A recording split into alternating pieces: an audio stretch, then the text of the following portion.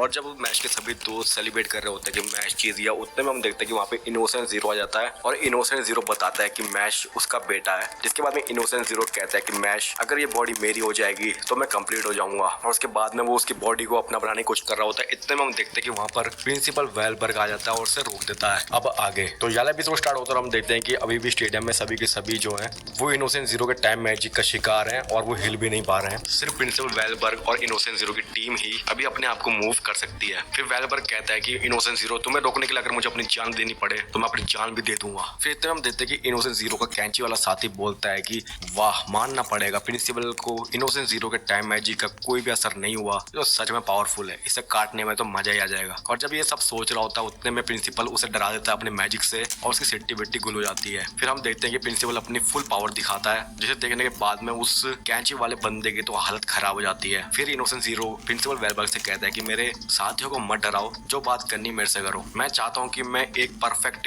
इंसान बन जाऊं और यही मेरी विश है। फिर वेलबर्ग कहता है कि तुमने अभी तक बहुत सारे लोगों की जान ले ली है अपनी पावर को बढ़ाने के लिए, अब तुम और कितना पावरफुल बनना चाहते हो। जिसके बाद में इनोसेंट जीरो कहता है कि वेलबर्ग जरा ये देखो, ये मेरा बेटा है, इसका नाम है मैश और मैं इसे यहाँ से ले जाने के लिए आया हूँ। जिसके बाद में वेलबर्ग को गुस्सा आ जाता है और वो बोलता है कि मैश बॉन्डेड कहीं पर भी नहीं जाएगा, ये मेरा स्टूडेंट है और मेरे स्टूडेंट को मेरे से पूछे बिना कोई भी लेके नहीं जा सकता। तो यहाँ पर प्रिंसिपल बहुत ज्यादा गुस्सा हो जाता है और वो अपनी थर्ड लाइन वाली पावर दिखाता है और हमें पहली बार प्रिंसिपल का छड़ी देखने को मिलती है, जो कि सच में काफी ज्यादा पावरफुल होती है। फिर इतने में हम देखते हैं कि इनोसेंट जीरो पे अपनी फुल पावर दिखाता है और हमें उसका भी वॉन्ड देखने को मिलता है, मैजिकल छड़ी देखने को मिलती है और ये दोनों ही पावरफुल लग रहे होते हैं। यहाँ पर हमें प्रिंसिपल की छड़ी का नाम पता चलता है, उसका नाम होता है यूरेनस और इनोसेंट जीरो की छड़ी का नाम रहता है क्रोनोस। और ये दोनों ही पावर आप देख ही सकते हैं कितनी ज्यादा ग्रैंड लग रही है। तो हम देखते हैं कि इनोसेंट जीरो अपने मैजिक की मदद से बहुत सारे मॉन्स्टर को जमीन से बाहर निकाल देता है और वो काफी ज्यादा स्ट्रॉन्ग मॉन्स्टर होते हैं। उनकी जो पावर लेवल है वो सेकंड लाइन वाले मैजिक यूजर जितनी ही है। जिसके बाद में इनोसेंट जीरो कहता है कि मुझे सिर्फ मैच चाहिए, मैं यहाँ मौजूद बाकी लोगों से कोई मतलब नहीं रखता हूँ, इसलिए मैं उन्हें खत्म कर दूंगा। जिसके बाद हम देखते हैं कि प्रिंसिपल अपनी मैजिक की मदद से कुछ गिने चुने लोगों को आजाद कर देता है इनोसेंट जीरो के टाइम मैजिक से और उनसे कहता है कि तुम सबके सब इन मॉन्स्टर को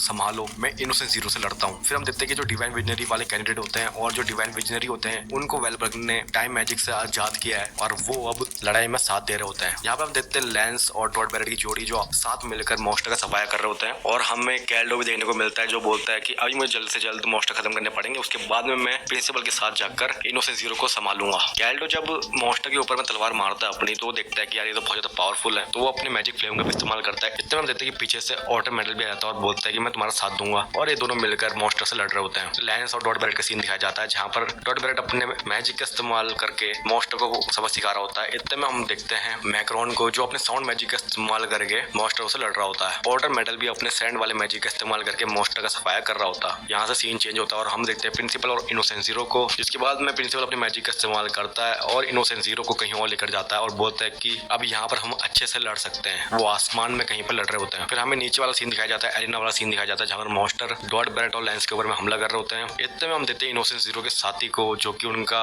सबसे अहम साथी होता है जिसका नाम रहता है सेल्वॉर, वो अपने मैजिक का इस्तेमाल कर रहा होता है और एक बहुत बड़ा टावर जैसा बना देता है। इतने में हम देखते हैं कि मैक्रोन के सामने में और हर किसी कैंडिडेट के सामने में बहुत ही तगड़े मॉन्स्टर आ जाते हैं और मैक्रोन को पता चलता है कि वो सारे मॉन्स्टर जो हैं वो मैच के ऊपर में हमला बिल्कुल भी नहीं कर रहे हैं। तो उसे पता चल जाता है कि वो मैच के पीछे नहीं है और यही चीज जब मैक्रोन बाकी लोगों को बताता है तो बाकी लोगों को समझ में आता है कि हाँ ये सही कह रहा है। जिसके बाद में डॉट बैरेट मैच से कहता है कि मैच तुम जाके सेल्वॉर वाले बंदे को संभालो, हम यहाँ पर संभाल लेंगे। जिसके बाद में मैच कहता है ठीक है और फिर वो वहां से चला जाता है। इतने में सेल्वॉर कह रहा होता है कि यार ये तो मेरे लिए बहुत ज्यादा इजी टारगेट है, इन्हें तो मैं अभी चुटकियों में खत्म कर दूंगा और वो काफी ज्यादा खुश हो रहा होता है ऐसा कहके। इतने में हम देखते हैं मैच उसके सामने में आ जाता है और फिर सेल्वॉर कहता है कि यार इस टावर को चढ़ने में तुम्हें काफी ज्यादा टाइम लग जाएगा। जिसके बाद में मैच क्या करता है, अपने पैर से उस टावर को गिराने लग जाता है, एक किक मारता है, वो टावर छोटा होता रहता है। ये देखने के बाद में सेल्वॉर की हालत तो ढीली हो जाती है, पतली हो जाती है और डॉट बैरेट भी खुश हो रहा होता है कि यार मुझे लगता है कि मैच संभाल लेगा। जिसके बाद में सेल्वॉर मैच से कहता है कि मैच हम दोबारा से मिल गए। जिसके बाद में मैच की शक्ल कुछ ऐसी होती है कि जैसे उसे पता ही नहीं कि ये बंदा कौन है और उसे सच में नहीं पता होता और ये देखने के बाद में सेल्वॉर की ऐसी शक्ल हो जाती है तुम मेरे बारे में भूल गए। जिसके बाद में मैच बहुत ज्यादा याद करने की कोशिश कर रहा होता है पर उसे फिर भी याद नहीं आता है कि ये बंदा है कौन। फिर वो बोलता है मुझे माफ करना, फिर वापस से सेल्वॉर की शक्ल कुछ ऐसी हो जाती है। इतने में हम देखते हैं एरिना वाला सीन जहाँ पर डॉट बैरेट अपने एक्सप्लोजन मैजिक का इस्तेमाल करके मॉन्स्टर को खत्म करने की कोशिश कर रहा होता है और बाकी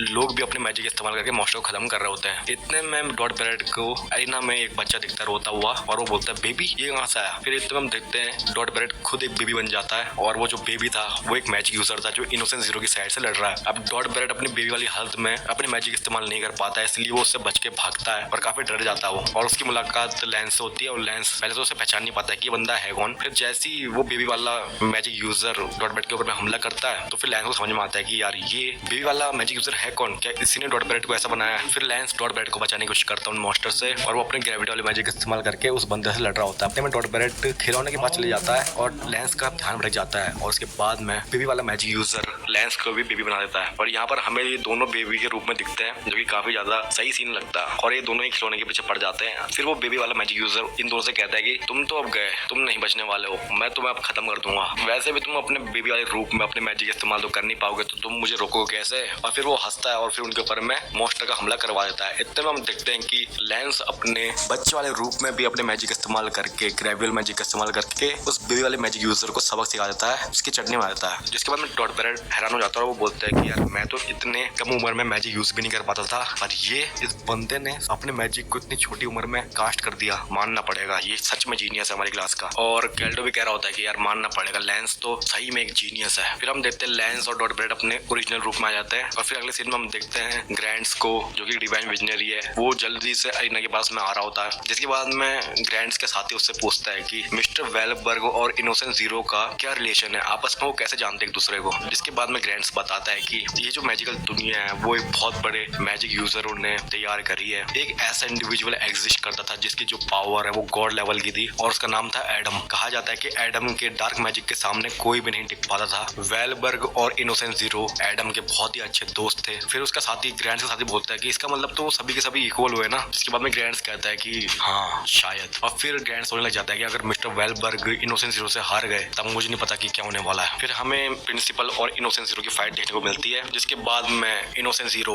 वेलबर्ग से कहता है कि काफी टाइम बाद मिल रहे हैं हम और मिलके खुशी हुई। और फिर उसके बाद में वो अपनी शक्ल दिखाता है जो एक्चुअल में होती नहीं है। जिसके बाद में प्रिंसिपल शॉक हो जाता है और बोलता है कि ये क्या किया तुमने। फिर इनोसेंट जीरो कहता है क्या यार तुम अपने दोस्त को देख के ऐसा बोलोगे, तुम अपने पुराने दोस्त के तरफ में देख रहे हो और तुम ऐसा देख रहे हो कि मैं एक मॉन्स्टर हूँ और तुम मुझे अपना दोस्त कहते हो। क्या हो अगर मैं ऐसा दिखूं तो अब तुम मुझे अपना दोस्त कहोगे। जिसके बाद में प्रिंसिपल शॉक हो जाता है और बोलता है कि तुमने अपनी इंसानियत छोड़ दी है। जिसके बाद में इनोसेंट जीरो कहता है कि मैं ज्यादा इंसान हूँ बाकी लोगों से, मैं एक ऐसा इंसान हूँ जिसका जो डिजायर है, जिसके जो सपने हैं वो बहुत बड़े हैं और मेरे लालच का कोई भी लिमिट नहीं है। मेरा भी सिर्फ दो ही इच्छा है, पहला तो मैं अपने बेटे को घर लेके जाना चाहता हूँ और दूसरा मैं तुम्हें जान से मारना चाहता हूँ। जिसके बाद में वो अपने मैजिक का इस्तेमाल करता है और उसके मैजिक का नाम रहता है लिविंग डेड जो कि कॉफिन जैसा होता है। जिसे देखने के बाद में प्रिंसिपल कहता है कि ये तो एक ऐतिहासिक मैजिक है। फिर यहाँ से सीन चेंज होता है और हम देखते हैं सेल्वॉर और मैश को। के बाद में सेल्वॉर मैश से कहता है कि तुम सच में मेरे को भूल गए हो, मैं तुम्हें जान से मार दूंगा। जिसके बाद में वो मैश के ऊपर में हमला करता है। फिर मैश को थोड़ा थोड़ा याद आने लग जाता है। फिर सेल्वॉर कहता है कि क्या तुम्हें अभी याद आया,